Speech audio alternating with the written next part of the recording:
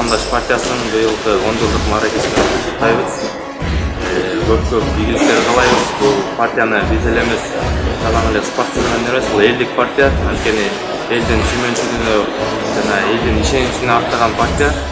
Анткени бул кыргыз элинин жана чет өлкөдө жүргөн баардык мекендештерибиздин жардам берип, аларга күйүп жүргөн партия. Анткени бул эл ишенет.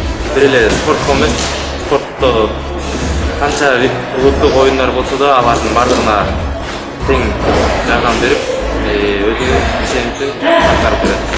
Замандаш партиясын куттуктайбыз.